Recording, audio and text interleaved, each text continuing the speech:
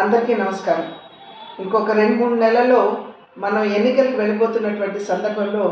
Bharatiya Janata party సంస్థాగతంగా పార్టీని బలోపేతం చేసుకోవడం మీద మాత్రమే కాకుండా కింద స్థాయిలో ప్రతి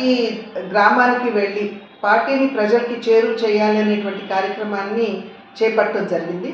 ఏదైతే గాంవ్ చలో అభియాన్ అని చెప్పి మాకు ఇచ్చారు, అంటే దేశవ్యాప్తంగా ఉన్నటువంటి 7.5 లక్షల గ్రామాలకి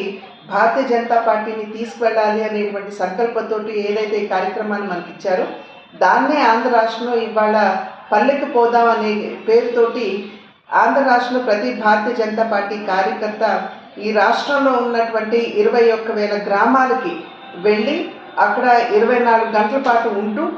ఆ గ్రామంలో ఉన్నటువంటి స్థితిగతులు అన్నీ కూడా అర్థం చేసుకుని అవగాహన చేసుకుని ఈ నెల 9, 10, 11 అంటే ఇవాళ రేపు ఎల్లుండి ప్రతి కార్యకర్త గ్రామంలో 24 గంటలు ఉంటూ అక్కడ విషయాలు సేకరించి